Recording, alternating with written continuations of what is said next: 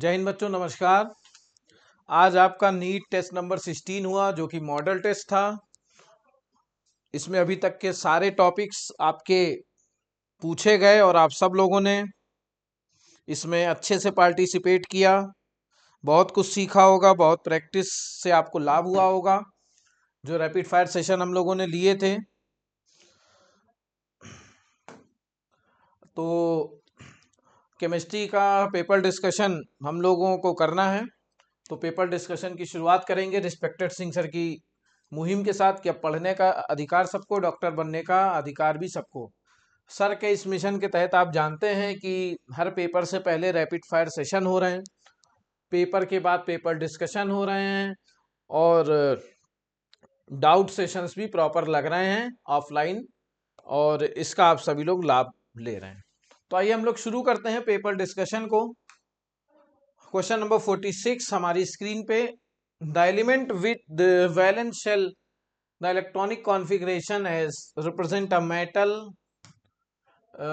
ये क्या बता रहा है? मेटल, नॉन मेटल, मेटलॉइड या ट्रांजिशन एलिमेंट। तो ये जो कॉन्फ़िगरेशन दिया है 4s2 4p3, ये सीधे सीधे ग्रुप नंबर 15 को रिप्रेजेंट कर रहा है।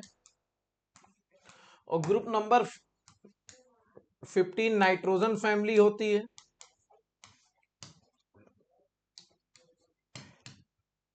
तो 4s2 4p3 आर्सेनिक के बारे में बोल रहा है ये, ठीक है। आर्सेनिक के बारे में बोल रहा है, आप देख सकते हैं इसको।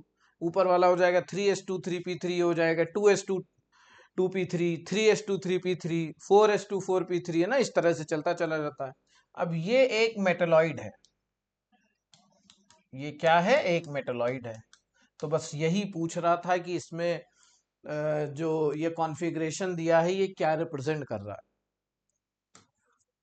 तीसरा इसका आंसर हो जाएगा क्वेश्चन नंबर 46, ठीक है।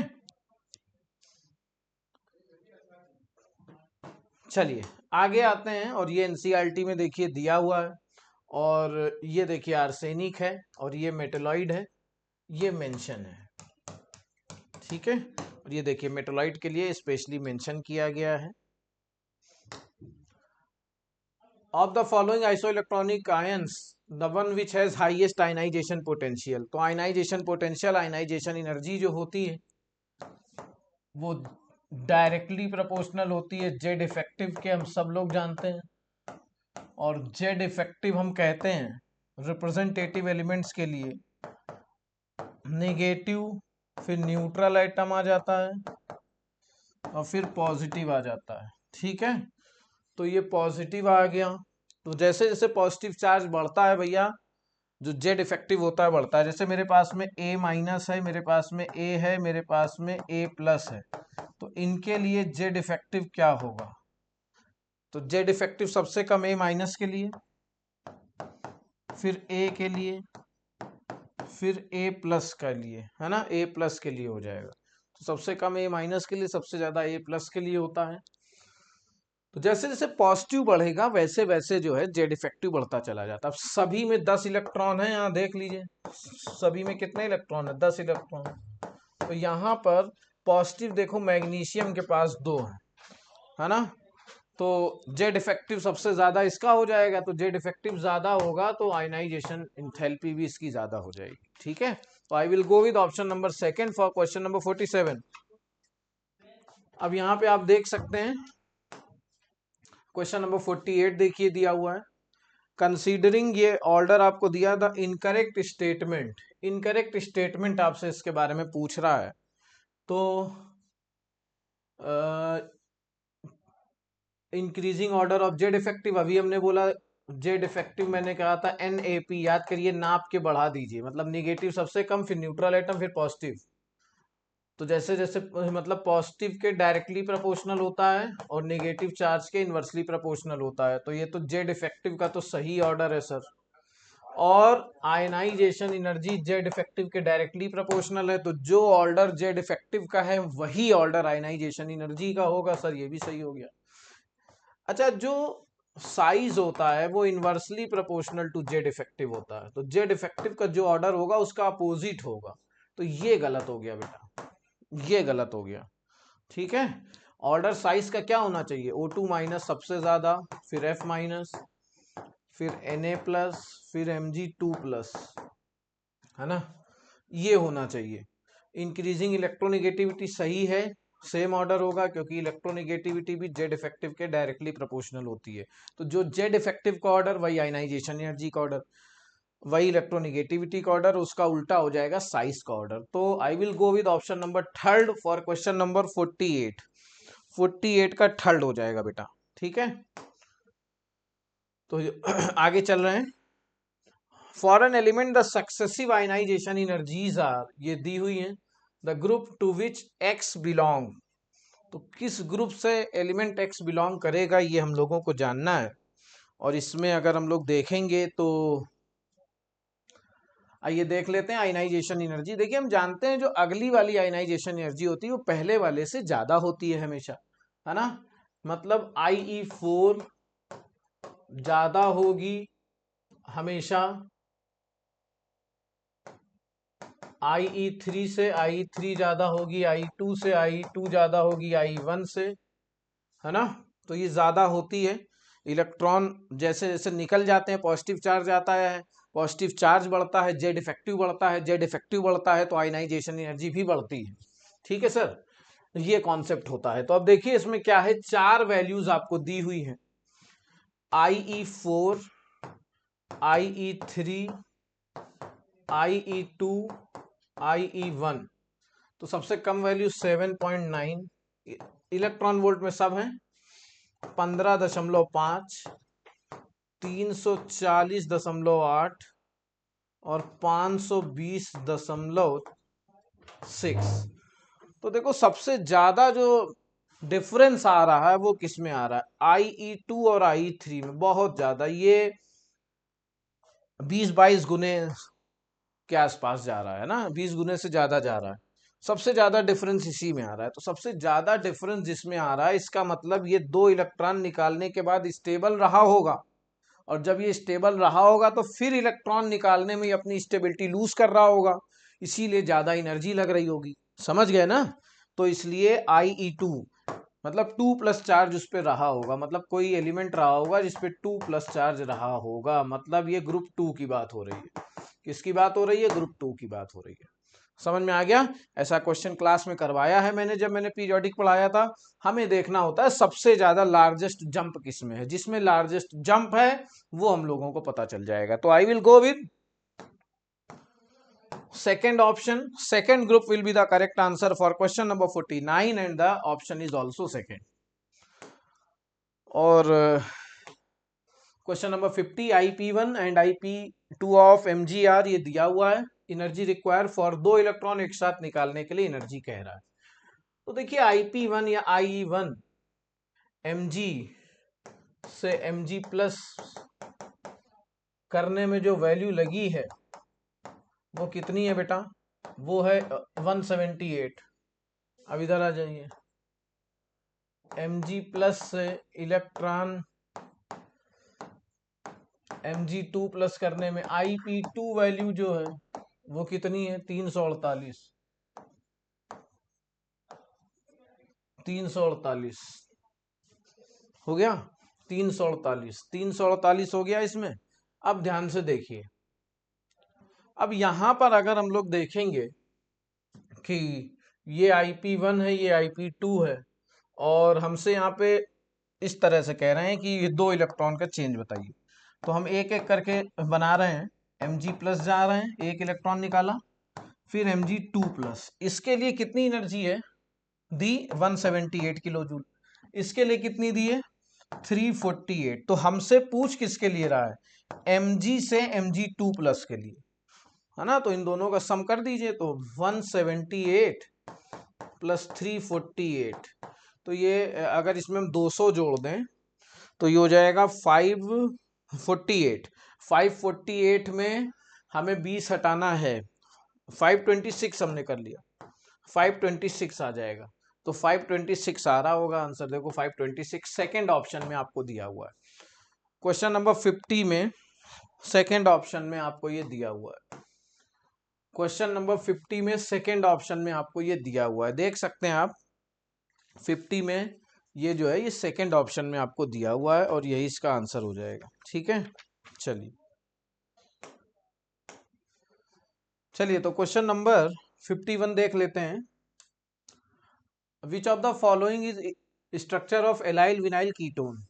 तो देखिए एलाइल और विनाइल की जो पहचान है वो अगर हमें है तो इजीली ये क्वेश्चन हो जाएगा। अब जैसे कहते हैं कोई ग्रुप हमारा लगा हुआ है, जैसे हम कीटोन की बात कर रहे हैं तो इसको देख लेते हैं। एक ही अरेंजमेंट इस तरह का है, आप देख लीजिए। अब ये जो कार्बन है ये sp2 हाइब्रिडाइज कार्बन है। तो sp2 हाइब्रिडाइज कार्बन से ये देखो यहाँ पे कीटोनिक ग्रुप जुड़ा हुआ है। तो ये जो है इसको हम बोलते हैं विनाइल। क्या बोलते हैं इसको? विनाइल। ये कौन सा कार्बन है? विनाइल। और ये वाला कार्बन क्या है? sp3। तो sp और इसके बगल में क्या है? sp2।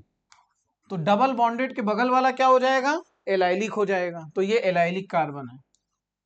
ये कैसा कार्बन है? एलाइलिक। नीचे लिख देते हैं, जगह नहीं है यहाँ। एलाइलिक कार्बन है। कैसा है? एलाइलिक कार्बन है। ठीक है, तो और ये कैसा है? sp3 हाइब्रिडाइज है। ठीक, चलिए अब यहाँ पे हम देख रहे हैं इन सभी में अगर हम देखेंगे तो ये देखिए ये कैसा है। अगर हम इसमें यहाँ पे देखेंगे तो sp2 हाइब्रिडाइज है।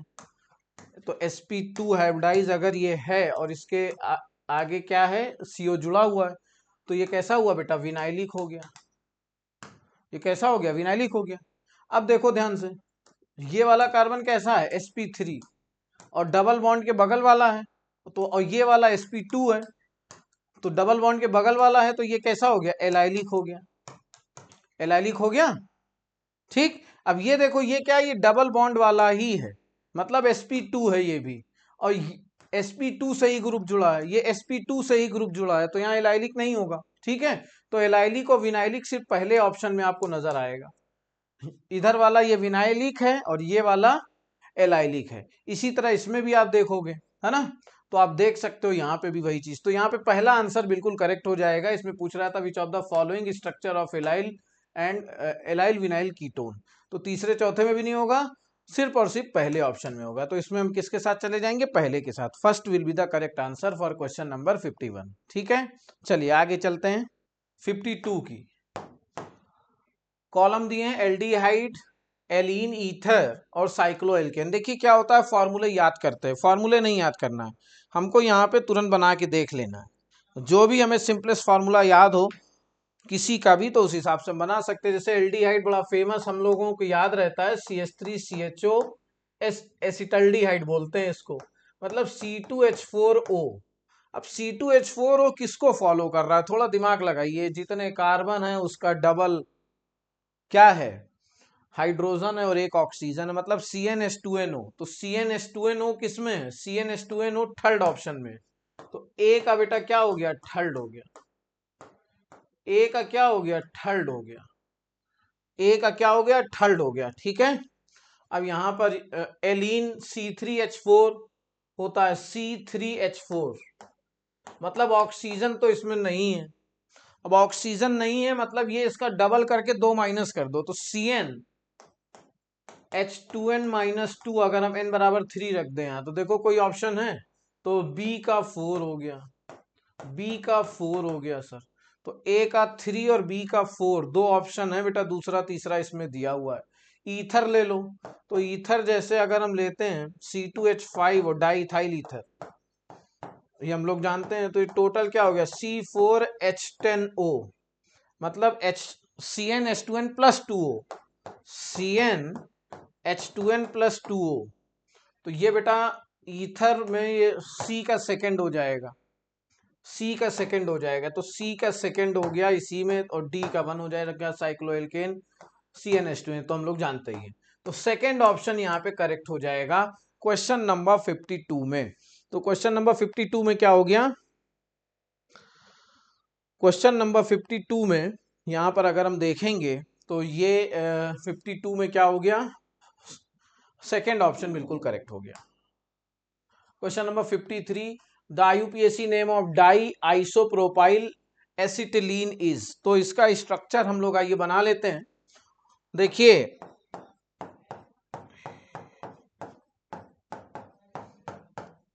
ये इसका स्ट्रक्चर होता है।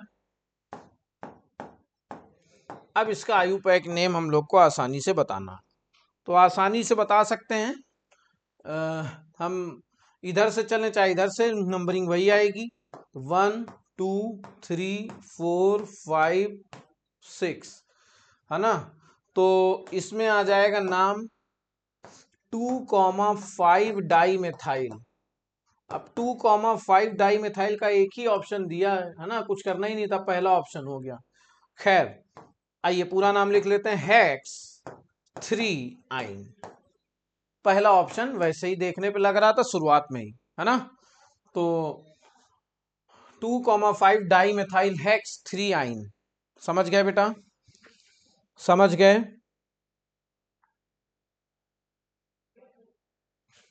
चलें आगे, आगे चलें बेटा, चलिए।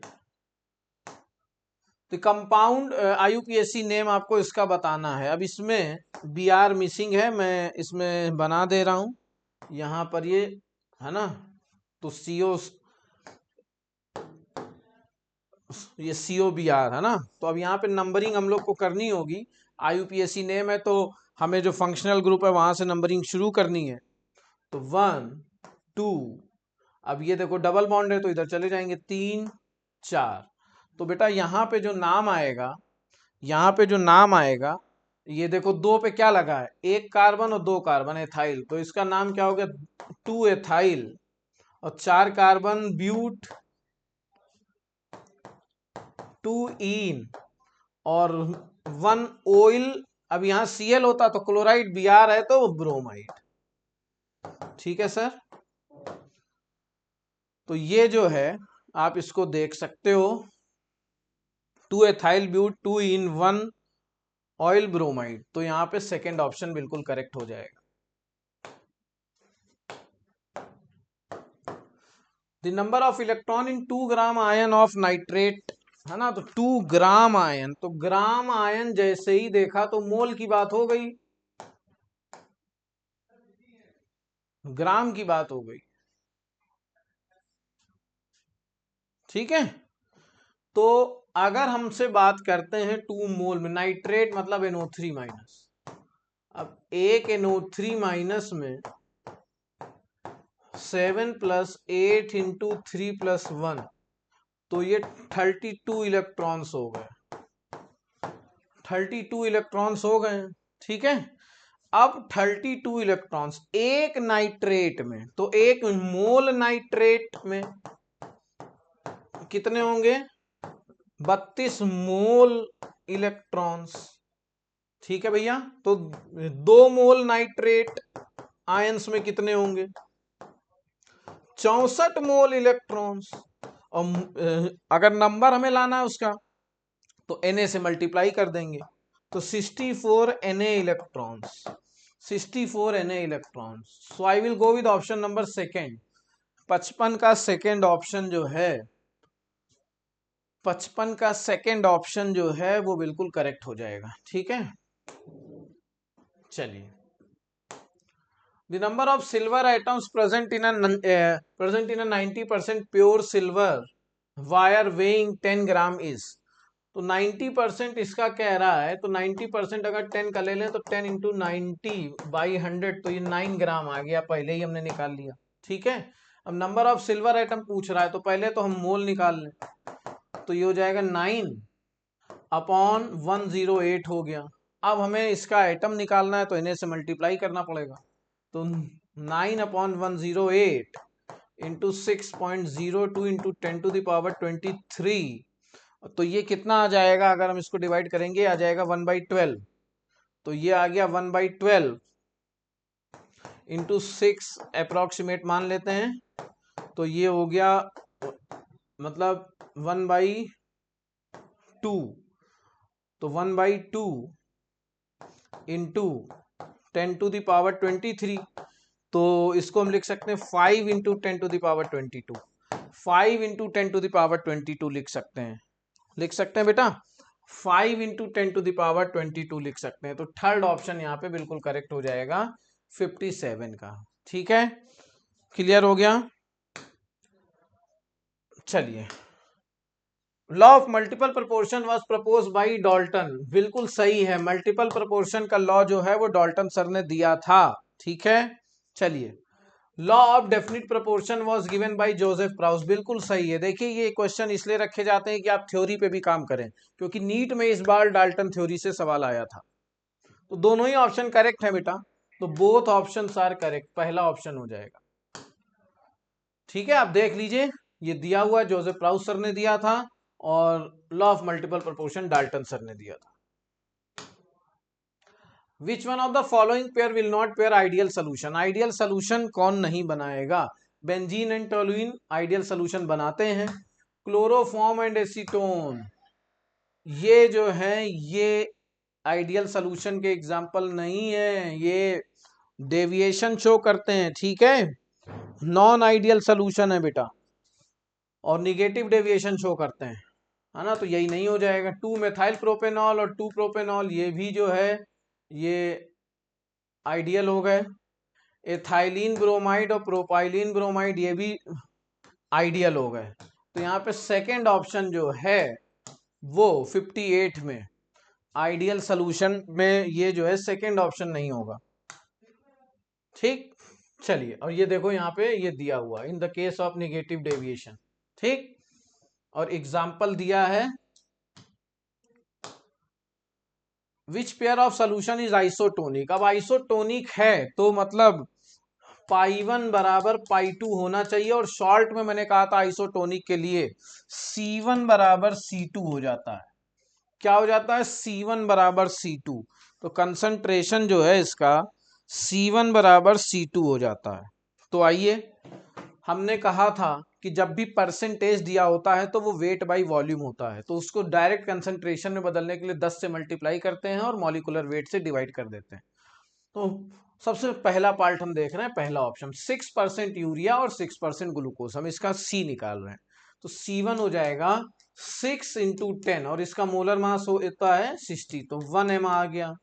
C2 देखो कितना आएगा, ये 6 है, 6 × 10/180, तो ये आ जाएगा, ये 1/3 आ जाएगा। तो क्या C1 बराबर C2 है? नहीं है, तो ये आइसोटोनिक नहीं है। दूसरे में आ जाओ, 18 × 10/60, तो ये बेटा 3m आ रहा है ना। 18 × 10/180, ये 1m आ रहा है। क्या ये आइसोटोनिक है? नहीं है। अब देखो तीसरा, देखो 6% यूरिया, 6 × 10/60, तो ये हो गया 1m, ये C1 है बेटा। और दूसरा क्या है? 18%, तो 18 × 10/180, तो ये भी आ गया 1, ये हो गया C2। तो C1 बराबर C2 दूसरे केस में है, मतलब आइसोटोनिक सोल्यूशन तीसरा वाला है, तीसरा केस, दूसरा नहीं तीसरा। तो तीसरा ऑप्शन क्या है? आइसोटोनिक हो जाएगा। इस तरह से हम लोगों को सवाल को करना था। बहुत इजी सवाल, बहुत ही ज्यादा इजी। आइए आगे चलते हैं क्वेश्चन नंबर 60 में। फॉर द रिएक्शन आपको दी हुई है, आपसे कह रहा है delta H and delta U are related as. तो delta H and delta U, delta H and delta U are related as. तो delta H and delta U जो है यहाँ पे कैसे रिलेट कर रहा है, अगर हम लोग उसको देखेंगे तो चलिए देखते हैं। इस रिएक्शन के लिए पहले 3/2 O2G, ये SO3 है,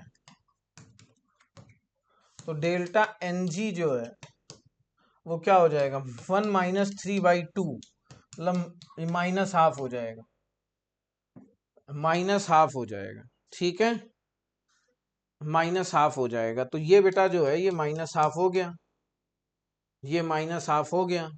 ठीक है, तो अब हम जानते हैं डेल्टा H बराबर delta U plus delta NgRT। ठीक है, तो अब यहां पे डेल्टा Ng क्या है? माइनस, तो आ गया रिलेशन डेल्टा एच बराबर delta U minus half R T, है ना। तो ये सेकंड ऑप्शन देखो हो रहा है, सेकंड ऑप्शन हो रहा है।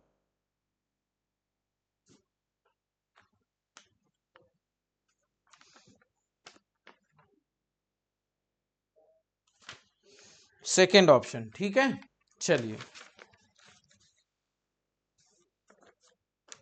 चलें आगे।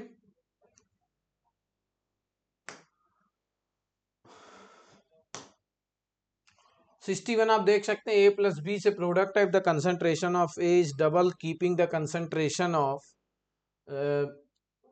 Be constant, the rate of reaction doubles. तो हमने आपको बताया था ऐसे सवाल करने के लिए सबसे आसान तरीका जो होता है उसको आपको आजमाना है। और सबसे आसान तरीका क्या है, अगर हम लोग यहाँ पे देखेंगे, एक तो ये पिछला वाला जो सवाल था, उम्मीद है आ गया होगा, यहाँ डेल्टा यू होना चाहिए, ठीक है। चलिए, हालांकि सेकंड आंसर है, उससे कोई लेना देना नहीं है। कंसीडर अ रिएक्शन, एक रिएक्शन दिया गया है, concentration of A is double keeping the concentration of be constant, the rate of reaction doubles, ठीक है। तो हमने बताया था चेंज इन कंसंट्रेशन की पावर बराबर होता है CIR, चेंज इन कंसंट्रेशन की पावर होता है CIR, ठीक है ना। तो अगर अब हम यहाँ पे देखेंगे CIC, तो ये हो गया डबल, तो 2 की पावर हमने x मान लिया, तो रेट कितना हो गया, रेट भी डबल हो गया, रेट डबल हो गया। तो x की वैल्यू 1 आ गई, x की वैल्यू 1 आ गई, x की वैल्यू क्या आ गई बेटा, 1 आ गई, ठीक है। x की वैल्यू 1 आ गई। अब यहाँ पे अगर आप ध्यान दोगे, अब यहाँ पे अगर आप ध्यान दोगे, x की वैल्यू 1 जो है वो आपको या तो पहले में या तो तीसरे में, तो 2 ऑप्शन तो पहले ही खत्म हो गए, दूसरा चौथा। आगे देखिए, कह रहा है the concentration of both x a and b are double, the rate of reaction also double, rate of reaction अभी भी डबल हो रही है। तो मतलब 2 की पावर x, 2 की पावर y बराबर, ये अभी भी डबल है, x की वैल्यू 1 है, तो 2 की पावर 1 और 2 की पावर y बराबर 2, तो 2 की पावर y बराबर 1 हो रहा है सॉल्व करके, समझ पा रहे हैं। तो जो y की वैल्यू होगी वो 0 हो जाएगी ना, 2 की पावर 0 करोगे तभी तो 1 होगा। तो y, तो यहां से जो रेट लॉ आएगा r बराबर k, a की पावर 1 और b की पावर 0, मतलब r बराबर के ए, r बराबर के ए। तो थर्ड ऑप्शन के साथ हम लोग चले जाएंगे, 61 में थर्ड ऑप्शन के साथ हम लोग चले जाएंगे, ठीक है बेटा। चलिए, in which of the following case the reaction will proceed in backward direction, किस केस में रिएक्शन जो है वो बैकवर्ड डायरेक्शन में जाएगी, बैकवर्ड डायरेक्शन में जाएगी। तो बैकवर्ड डायरेक्शन में किस में जाएगी, आइए देख लेते हैं। यहाँ पे केसी दिया हुआ है, देखिए केसी और क्यूसी से प्रिडिक्ट करते थे हम लोग डायरेक्शन, है ना। तो हम क्या, हमने ट्रिक बताई थी कि केसी ज्यादा क्यूसी, केसी कम क्यूसी, ऐसे बना लो, जो एरो है वो बना लिया करो, लाइन खींच लो, मतलब फॉरवर्ड जाएगी, जो एरो है बना लो, लाइन खींच लो। और केसी और क्यूसी अगर बराबर है मतलब इक्विलिब्रियम पर है रिएक्शन। तो कह रहा है किस केस में रिएक्शन बैकवर्ड जाएगी, मतलब इधर जाएगी, मतलब क्यूसी ज्यादा होना चाहिए, मतलब 0.25 से ज्यादा होना चाहिए। तो ज्यादा किस वैल्यू में है, देखो एक ही ऑप्शन है, सेकंड ऑप्शन, सेकंड ऑप्शन यहां पे दिया हुआ है, ठीक है। चलें आगे, मैच द फॉलोइंग, आपको लिस्ट दिया हुआ है, लिस्ट ए और ये लिस्ट बी है, ऑक्सीडेशन स्टेट यहां पर आपको दिया है। तो NO3 माइनस, तो सीधे सीधे हम जानते हैं +5 होता है, तो NO3 माइनस +5D, तो 60, ये जो D है, D का 1, सीधे सीधे देखिए कौन सा ऑप्शन मैच हो रहा है, D का 1 एक ही ऑप्शन में है, देख लीजिए। अब कुछ लोगों ने बहुत कुछ निकाले होंगे तब किया होगा, हमने देखो एक ऑप्शन करके निकाल दिया। NO में +2, तो C का देखो 2 आ रहा है, C का 2 आ रहा है, सल्फेट में 6 आ जाएगा, तो B का 4 आ रहा है, और A का थर्ड आ जाएगा, ठीक है, 2.5 आ जाएगा, है ना। टेट्राथायोनेट आया नहीं है, तो सीधे सीधे कौन सा ऑप्शन हो गया बेटा, यहाँ पे सेकेंड ऑप्शन हो गया, 63 का क्या हो गया, सेकेंड ऑप्शन। 63 का सेकेंड ऑप्शन। चलिए,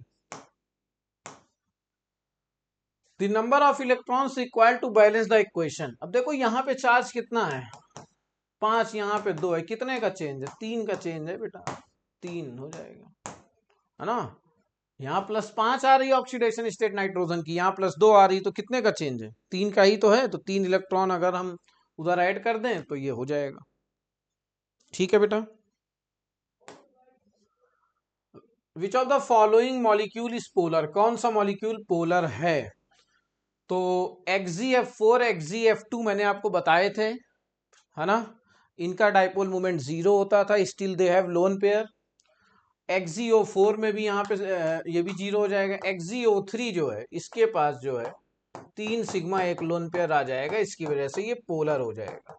बाकी तीनों जो हैं ये नॉन पोलर हैं। तो फोर्थ ऑप्शन के साथ हम लोग जाएंगे क्वेश्चन नंबर 65 में। तो 65 का बेटा जो है वो क्या हो जाएगा, फोर्थ ऑप्शन। और आप देख सकते हैं क्वेश्चन नंबर 66, CaO की रिएक्शन कार्बन से करते हैं तो POQ बनते हैं, तो ये 3 कार्बन यहाँ पे ले लिए जाते हैं, तो ये CaC2 + CO बन जाता है ना। तो ये CaC2 और CO देखो किस ऑप्शन में है, थर्ड ऑप्शन में दिया हुआ। ठीक है, तो 66 का क्या दिया हुआ है, थर्ड दिया हुआ है। तो यहाँ तक आपने हमारे साथ देखा और उम्मीद है आपको समझ में आ गया होगा। इसके आगे का डिस्कशन रिस्पेक्टेड विजय सर करेंगे, तो आगे का सेशन सर के साथ ज्वाइन करिए। उम्मीद है सारी चीज़ें समझ में आ गई होंगी। Thank you so much. जो गलतियां हैं उनको सही करिए और फिर से मुलाकात होगी किसी रैपिड फायर सेशन में। फिलहाल आज के लिए इतना ही रखते हैं। Thank you so much. चलिए बेटा, क्वेश्चन नंबर 66 तक स्वप्निल सर ने कर दिया। अब चलिए question number 67, correct order of acidic strength of the following molecule. देखो बेटा, 3 आपके पास हाइड्रोकार्बन है, पहला एल्केन है, दूसरा एल्कीन है, तीसरा एल्काइन है। तो आप सबको बेटा मालूम है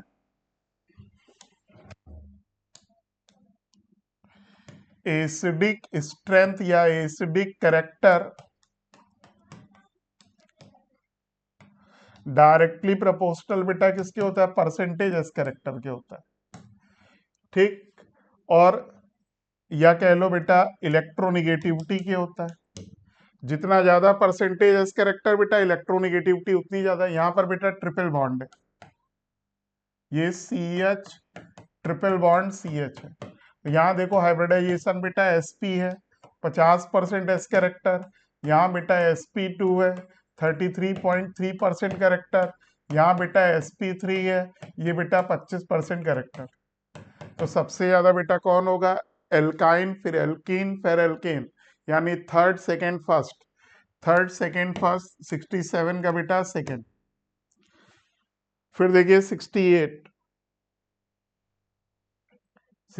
देखो बेटा, halogen acid correct dipole moment of the following molecule. तो बेटा हैलोजन एसिड में डाइपोल मोमेंट का ऑर्डर बेटा क्या होगा, सबसे देखो HF बेटा सबसे ज्यादा पोलर है, ठीक है ना।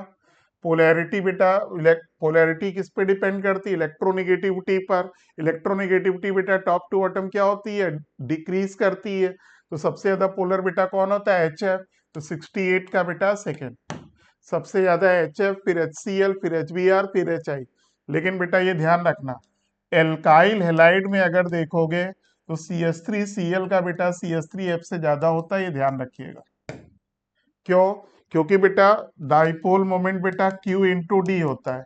Q बेटा इस पे ज्यादा होता है, लेकिन Q इंटू डी जब देखोगे तो CH3Cl में ज्यादा होता है। तो 68 का बेटा सेकेंड। देखो बेटा यहाँ एनसीईआरटी में डाटा भी दिया है, देखो HF, HCl, HBr, HI, देखो डाटा दिया हुआ है। फिर देखो बेटा CH-Cl3 कार्बन, कितने बेटा बॉन्ड पेयर यहाँ कितने हैं, 4। इसमें बेटा बॉन्ड पेयर कितने हैं, 4। लोन पेयर बेटा कितना है, 0। हाइब्रिडाइजेशन क्या होगा, sp3। और बेटा स्ट्रक्चर क्या होगा, टेट्राहेड्रल। फर्स्ट का 4। XeO3, XeO3 अगर आप देखोगे बेटा तो बॉन्ड पेयर कितने हैं बेटा? 3। लोन पेयर कितना है बेटा? 1। तो जस्ट लाइक ये बेटा क्या है? अमोनिया टाइप का हो गया, तो ये बेटा पिरामिडल हो गया। बी का सेकेंड, ए का बेटा क्या हो गया? 4। बी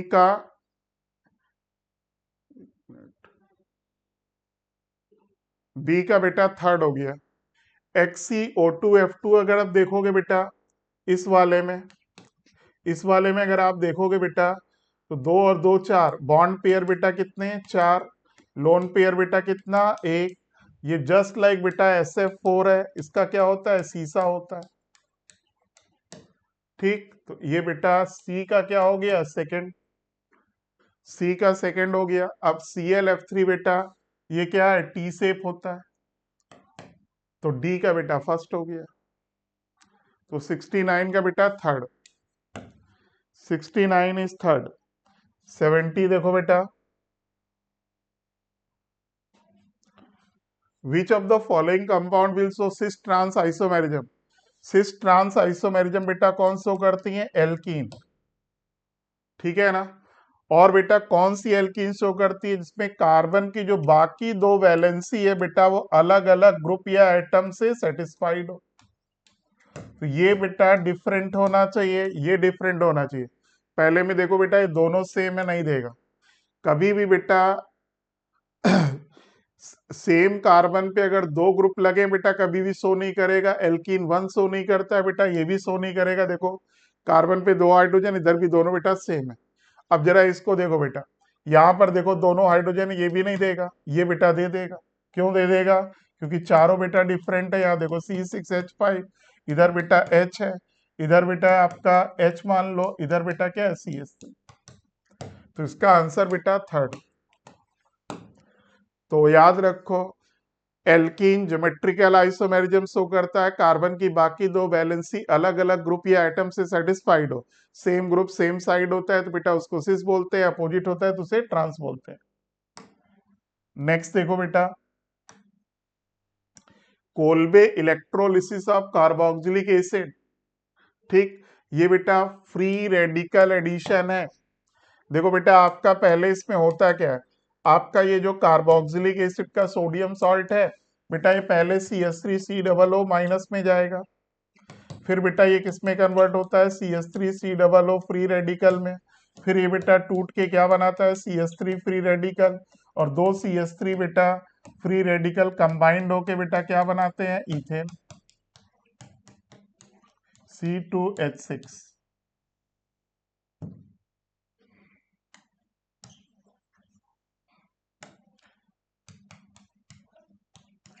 ठीक है भाई। तो एनोड पे बेटा C2H6 बनता है और CO2 बनता है, कैथोड पे बेटा NaOH और H2 बनता है। तो फ्री रेडिकल रिएक्शन है 71 का बेटा थर्ड। देखो बेटा पहले आपका सोडियम एसीटेट Na प्लस पे टूटा, एनोड पर देखो पहले बेटा आपका एसीटेट फ्री रेडिकल बनता है जो टूट के मिथाइल फ्री रेडिकल और CO2 देता है। फिर देखिए विच of the following isomerism is not shown by alkyne? Alkyne बेटा ज्योमेट्रिकल आइसोमेरिज्म यानी सिस और ट्रांस शो नहीं करती है। ठीक, तो 72 का बेटा 4। पोजीशन आइसोमेरिज्म बेटा शो करेगा, चेन शो करेगा। फंक्शनल आइसोमर एल्काइन और एल्काडाइन बेटा क्या होती? फंक्शनल आइसोमर, ठीक है ना। नेक्स्ट देखिए जैसे ब्यूटाइन 1 है, ब्यूटाइन 2 बेटा पोजीशन आइसोमर है। ऑड इलेक्ट्रॉन मॉलिक्यूल देखो बेटा नाइट्रोजन में 5 इलेक्ट्रॉन है, ऑक्सीजन के साथ 2 बनाएगा फिर भी एक ऑड इलेक्ट्रॉन रहेगा। NO2 ये बेटा NO2 है, इसमें भी ऑड इलेक्ट्रॉन 1 है। ठीक, ClO2 में भी बेटा ऑड इलेक्ट्रॉन 1 है। ठीक, तो इसका करेक्ट आंसर बेटा 4, ये ऑप्शन सही नहीं बेटा, ये ClO2 है। तो तीनों में बेटा ऑड इलेक्ट्रॉन है।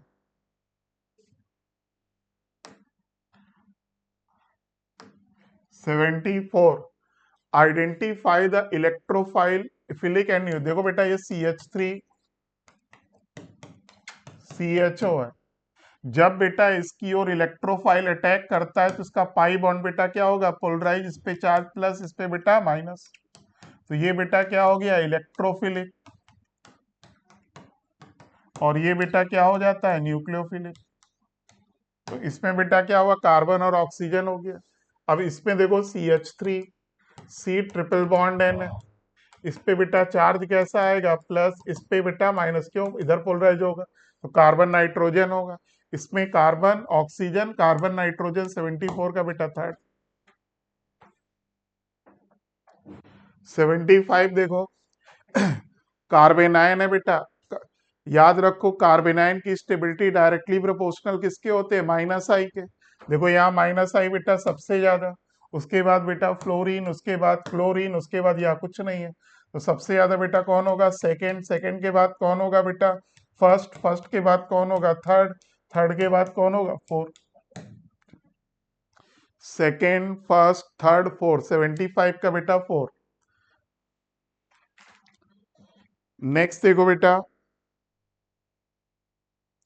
76, hyper conjugation effect is not shown by. Hyper conjugation के लिए बेटा क्या चाहिए, sp2 हाइब्रिडाइजेशन। कार्बोकेटायन में हाइब्रिडाइजेशन sp2 होता है, देगा। फ्री रेडिकल में बेटा sp2 होगा, देगा। प्रोपीन में बेटा डबल बॉन्ड है, sp2 होगा, देगा। एनायन, कार्बेनायन, कार्बेनायन जैसे CH3 CH2 माइनस है बेटा, यहाँ हाइब्रिडाइजेशन क्या होता है, sp3। ये बेटा हाइपर कॉन्जुगेशन नहीं देता। तो हाइपर कॉन्जुगेशन बेटा कौन देता है, प्रोपेल्कीन या एल्काइल बेंजीन जिसके पास कम से कम एक अल्फा हाइड्रोजन। फिर बेटा alkyl carbocation, alkyl free radical, alkyl कार्बेनाइन बेटा हाइपर कॉन्जुगेशन नहीं देते। तो आंसर बेटा क्या हो गया, थर्ड। ये आपका आंसर हो गया थर्ड। नेक्स्ट देखो बेटा एफ XCF, देखो ये आपका XCF4 है, ये F है, ये F है, ये F है बेटा, ये F है। एक लोन पेयर बेटा इधर, एक लोन पेयर बेटा इधर, ये इसको कैंसिल कर दिया। ठीक, तो ये बेटा चारों एक दूसरे से बेटा क्या होते हैं, 90 डिग्री पर होते हैं।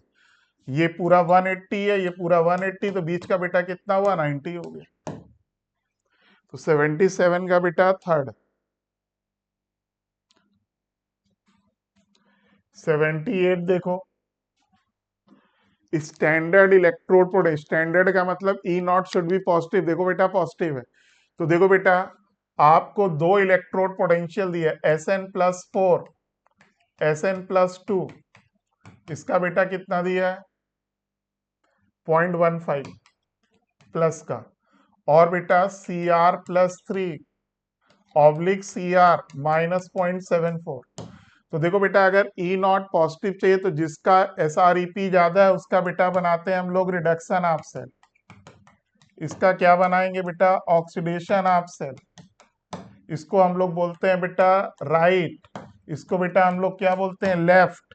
और आप सबने पढ़ा है ई नॉट, ई नॉट बेटा क्या होता है, e not right minus e not बेटा लेफ्ट। राइट बेटा कितना है, 0.15, लेफ्ट बेटा -0.74, माइनस माइनस बेटा क्या हो गया, प्लस 0.89। केवल बेटा ई नॉट निकालने में आपको लेफ्ट राइट पहुंचाना आना चाहिए। जिसका SREP ज्यादा होता है रिडक्शन ऑफ सेल यानी राइट, जिसका कम होता है ऑक्सीडेशन ऑफ सेल यानी बेटा लेफ्ट। नेक्स्ट देखो consider a galvanic cell electrical energy is produced while in electrolytic cell देखो बेटा गैल्वेनिक सेल में केमिकल एनर्जी इलेक्ट्रिकल में कन्वर्ट होती है यानी इलेक्ट्रिकल एनर्जी प्रोड्यूस होती है। इलेक्ट्रोलिटिक सेल में बेटा आपका इलेक्ट्रिसिटी केमिकल एनर्जी में कन्वर्ट होती है। तो पहला स्टेटमेंट सही है। इन गैल्वेनिक सेल एनोड बेटा निगेटिव होता है, सही है। Terminal while electrolytic cell anode positive होता है, ये भी बेटा बिल्कुल सही स्टेटमेंट है। Galvanic cell cathode is positive, बिल्कुल सही है। While in electrolytic cell cathode is negative, बिल्कुल सही है बेटा। तीनों स्टेटमेंट बेटा इसके सही है। तो 79 का बेटा थर्ड, सॉरी फोर्थ, ऑल।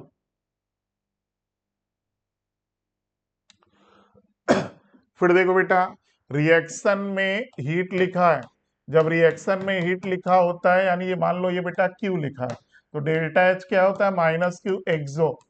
और देखो यहाँ डेल्टा एन जी बेटा इसका कितना है, 1 - 2 बेटा -1 लेस देन 0।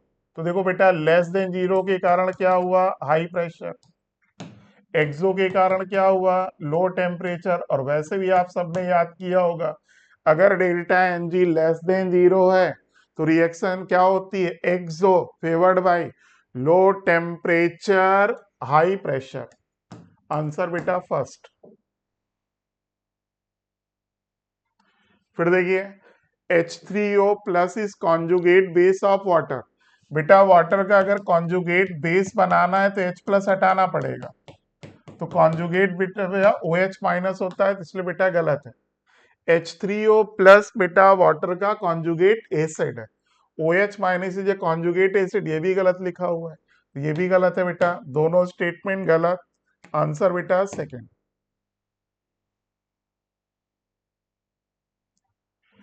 फिर देखो बेटा, कोवलेंट कैरेक्टर देखना है आप सबको। अगर बेटा फर्स्ट ग्रुप की बात करें, देखो फर्स्ट ग्रुप में LiCl NaCl है, टॉप टू बॉटम जाने पर बेटा आयनिक कैरेक्टर क्या होता है, बढ़ता है, तो लिथियम क्लोराइड का कोवलेंट कैरेक्टर NaCl से ज्यादा का होगा, covalent character.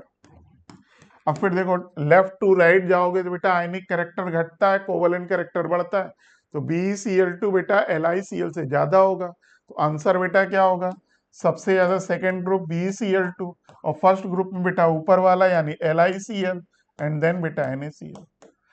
Top to bottom जाने पर बेटा आयनिक कैरेक्टर बढ़ता है, लेफ्ट टू राइट जाने पर आयनिक कैरेक्टर घटता है, तो इसी का आपसे बेटा कोवलेंट कैरेक्टर पूछ रहा, तो टॉप टू बॉटम जाने पर बेटा आयनिक कैरेक्टर क्या होता है, बढ़ता है, तो कोवलेंट कैरेक्टर घटता है, लेफ्ट टू राइट जाने पर आयनिक कैरेक्टर घटता है यानी कोवलेंट कैरेक्टर बढ़ता है, तो आंसर बेटा इसका हो गया थर्ड, 82 का बेटा third.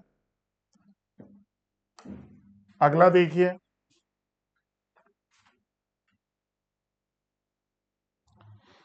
83, a particular station of all India बेटा एनसीईआरटी एग्जाम्पल है, क्या पूछ, आप सबको मालूम है फ्रीक्वेंसी बेटा C बाई लैम्डा, तो बेटा लैम्डा इक्वल टू क्या हुआ, म्यू अपॉन सी, सॉरी C अपॉन म्यू। ये बेटा कितना है, 3 × 10⁸, ये तो रटा होगा सबको। देखो फ्रीक्वेंसी बेटा किलो हर्ट्स में दी है, तो 1368 इंटू बेटा क्या कर दोगे, 1000। अब जरा देखो बेटा, ये ऑप्शन बहुत क्लोज है, तो इसको बेटा बहुत केयरफुली सॉल्व करना होगा। ये नीट 2023 में आया था बेटा, 22 या 23 में आया था, लेकिन और देखो क्वेश्चन में कुछ नहीं है, लेकिन बेटा ऑप्शन बहुत क्लोज है। देखो यहाँ 219.2 है, 219.3 है, तो ज्यादातर लोगों का बेटा ये गलत हुआ था क्योंकि बहुत क्लोज आंसर है। तो 83 का आंसर बेटा बहुत केयरफुली सॉल्व करिएगा, आंसर थर्ड आएगा, 83 का बेटा थर्ड।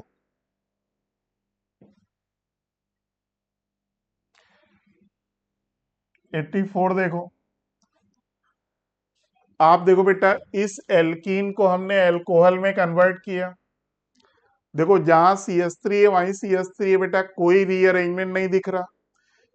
यहाँ देखो OH बेटा निगेटिव पार्ट कहाँ जोड़ रहा, उस कार्बन पे जिसपे नंबर ऑफ हाइड्रोजन कम है अकॉर्डिंग टू मार्कोनिकॉफ।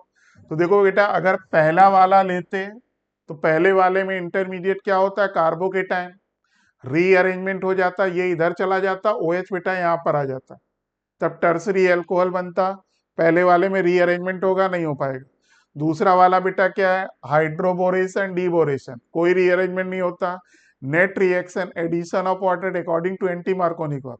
अगर OH बेटा यहाँ लगा होता तो आंसर सेकेंड होता, ठीक। देखो बेटा फिर से, पहले वाले में कार्बोकेटाइन बेटा रीअरेंज होगा, अगर ये CH3 यहाँ लगा होता और OH बेटा यहाँ लगा होता तो बेटा आंसर फर्स्ट होता। दूसरे वाले में बेटा अगर OH यहाँ पर लगा होता एक नंबर पे तो आंसर बेटा सेकंड होता। लेकिन आपको बेटा अकॉर्डिंग टू मार्कोनिकॉफ तो किस में जाना पड़ेगा, ऑक्सीमर्क्यूरेशन डीमर्क्यूरेशन। इसमें बेटा कोई कार्बोकेटाइन इंटरमीडिएट नहीं होता, रीअरेंजमेंट नहीं होता, तो सेकेंड एंड थर्ड में बेटा रीअरेंजमेंट नहीं होता।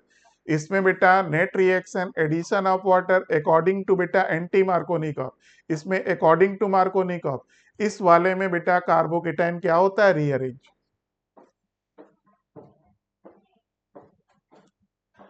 फिर 85 में आ जाओ बेटा। 85 देखो क्या है, विच of the following is the correct decreasing order of boiling point of the compound. बेटा एल्कोहल में क्या होता है, इंटरमॉलिक्यूलर हाइड्रोजन बॉन्डिंग, जिसके कारण बॉइलिंग पॉइंट बहुत ज्यादा। ईथर बेटा क्या होते हैं, पोलर। एल्केन क्या होते हैं, नॉन पोलर। तो सबसे ज्यादा बेटा एल्कोहल, फिर बेटा ईथर, फिर बेटा एल्केन। और ओवरऑल ऑर्डर याद रखिएगा, सबसे ज्यादा बेटा कार्बोक्सिलिक एसिड होता है, फिर बेटा कीटोन होता है, फिर बेटा एल्डिहाइड होता है, फिर उसके बाद बेटा ईथर आता है, उसके बाद बेटा एल्केन आता है, ओवरऑल ऑर्डर। ठीक, इन बिटवीन यहां पर बेटा मैं भूल गया, यहाँ इसके कीटोन के पहले बेटा एल्कोहल आ जाएगा। तो सबसे ज्यादा acid, then alcohol, then ketone, then aldehyde, then ether, then alkane. तो आंसर बेटा फर्स्ट सेकंड थर्ड देख लो कौन सा है। फर्स्ट सेकंड थर्ड 85 का बेटा फर्स्ट, 85 फर्स्ट। 86 देखो, in addition to ethanol denatured.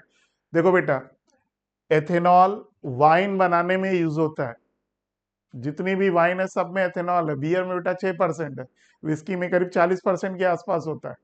तो बेटा अगर एथेनॉल को ऐसे ही बेटा अगर हम पेंट इंडस्ट्री को दे देंगे या और कामों के लिए देंगे तो फिर बेटा वो पीने में यूज करने लगेंगे, इसलिए बेटा वो लोग उसको पी ना पाए, इसलिए बेटा उसमें हम लोग क्या डीनेचर्ड कर देते, मतलब उसको जहरीला बना देते हैं। जहरीला बनाने के लिए हम लोग पिरिडीन यूज करते हैं as well as methanol.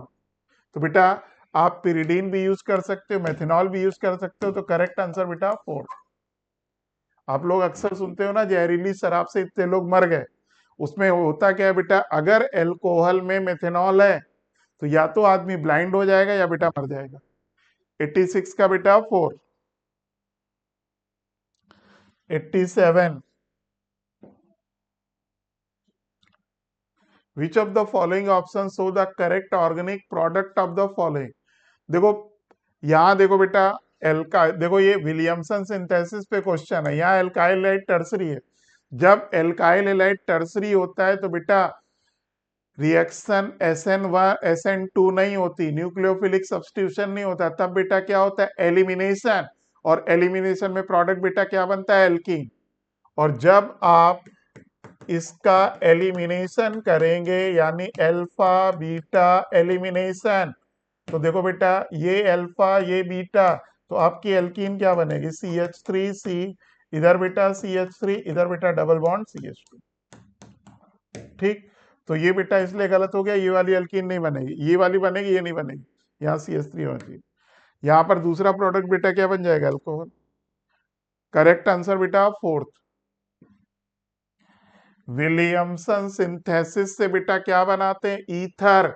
Alkyl allied should be primary. अगर एल्काइल एलाइड बेटा टर्सरी है तो न्यूक्लियोफिलिक सब्स्टिट्यूशन की बजाय एलिमिनेशन होगा, ईथर की बजाय क्या बनेगी, एल्कीन। फिर देखो arrange the following alcohol in order of increasing reactivity toward sodium. Sodium से रिएक्ट कर रहा है एल्कोहल, ये बेटा क्या शो कर रहा है, जब सोडियम से रिएक्ट करता है तो ये वाला बॉन्ड टूटता है OH, ये क्या शो करता है बेटा, एसिडिक स्ट्रेंथ शो करता है। और एसिडिक स्ट्रेंथ में ऑर्डर क्या होता है, प्राइमरी सेकेंडरी टर्सरी। सबसे ज्यादा एसिडिक कौन होता है बेटा, प्राइमरी, फिर सेकेंडरी, फिर टर्सरी। तो पहचान लो बेटा, प्राइमरी कौन है, ये बेटा 1 डिग्री है, ये बेटा 2 डिग्री है, ये बेटा 3 डिग्री है। तो आंसर क्या हुआ, प्राइमरी थर्ड, फिर बेटा सेकेंडरी, फिर बेटा tertiary. Third second first, third second first, answer 88 का third.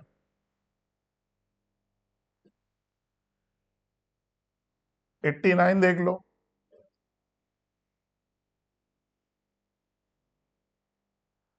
Hydrolysis of benzene diazonium chloride. देखो बेंजीन डाइजोनियम क्लोराइड बेटा एक अनस्टेबल कंपाउंड है, अगर इसका टेम्परेचर 5 से ऊपर हुआ, वाटर के कांटेक्ट में आए, तुरंत बेटा क्या बना लेगा, फिनॉल। तो ए का बेटा हो गया 4। फिर देखो क्या लिखा है, phenol plus methyl chloride in presence of anhydrous AlCl3, कौन सी रिएक्शन है बेटा, फ्रिडिल क्राफ्ट एल्काइलेशन, फ्रिडिल क्राफ्ट एल्काइलेशन। तो बेटा क्या बन जाएगा, पैराक्रिसॉल। तो बी का बेटा यानी फिनॉल में क्या आएगा, CH3। आर्थो पे भी आएगा, पैरा पे भी आएगा, मेजर कौन सा होता है, पैरा। तो बेटा बी का हो गया फर्स्ट। फिर देखो reaction of sodium phenoxide with CO2, कुछ याद आया, कौन सी नेम रिएक्शन है, कौन सी नेम रिएक्शन है बेटा, कोल्बे रिएक्शन। प्रोडक्ट क्या बनता है, सैलिसिलिक एसिड। तो देखो बेटा सी का कौन सा हो गया, सेकेंड। फिर phenol plus concentrate HNO3, phenol plus dilute HNO3 लोगे तो आर्थोनाइट्रोफिनॉल पैरानाइट्रोफिनॉल मिलेगा। लेकिन अगर आप कॉन्सेंट्रेट HNO3 लोगे तो बेटा 2,4,6 ट्राई नाइट्रोफिनॉल यानी पिक्रिक एसिड बनता है। और बेटा ईल्ड बहुत कम होती है। अगर आपको पिक्रिक एसिड ज्यादा मात्रा में बनाना है, ईल्ड बढ़ाना है, तो पहले बेटा सल्फोनेशन करते हैं, देन नाइट्रेशन करते हैं, ठीक है ना। तो डी का बेटा पिक्रिक एसिड देखो कौन है, डी का बेटा थर्ड। देख लो कौन सा आंसर हुआ, ए का 4, बी का फर्स्ट, सी का सेकेंड, डी का third. 89 is third. Last question देखिए बेटा 90। पहली रिएक्शन देखो बेटा, ये आपका 2 ब्रोमो, देखो ये 2 ब्रोमो प्रोपेन है, किससे रिएक्शन करा रहे हैं बेटा, एल्कोहलिक KOH, क्या होगा, डिहाइड्रो एलोजिनेशन, अल्फा बीटा एलिमिनेशन, क्या बन गया बेटा, propene, that is your x. फिर बेटा इसमें क्या जोड़ रहे हैं, HBr, किसकी प्रेजेंस में बेटा, peroxide, anti Markovnikov addition, CH3 CH2 CH2Br बन गया बेटा। फिर देखो बेटा किससे करा रहे हैं, C2H5ONa, कौन सी रिएक्शन है बेटा, थर्ड वाली, विलियमसन सिंथेसिस रिएक्शन। ये बेटा एक्स है आपका, विलियमसन सिंथेसिस रिएक्शन, ये बेटा वाई हो गया। विलियमसन सिंथेसिस से बेटा क्या बनाया जाता है, ईथर, कब, जब एल्काइल हैलाइड बेटा प्राइमरी हो। देखो एल्काइल हैलाइड बेटा प्राइमरी है, तो आपका ईथर क्या होगा, CH3 CH2 CH2, ये एल्काइल ग्रुप आ गया एल्काइल हाइड से, बाकी बेटा ये इथॉक्साइड से आ गया। देख लो बेटा कौन सा आंसर है, आंसर हो गया बेटा 90 का 4, 90 इज 4, ठीक है बेटा। तो ये जो आपका बेटा ये जो नीट मॉडल हुआ उसका बेटा हम लोगों ने डिस्कशन कर दिया, पहले स्वप्निल सर ने किया, देन बेटा हमने किया, ठीक है। पेपर आसान था, ठीक है भाई। फिर भी आपको बेटा जो भी छोटी मोटी क्योरी रही होगी वो हम दोनों लोग के डिस्कशन से बेटा कंप्लीट हो जाएगी। ओके बेटा, थैंक यू।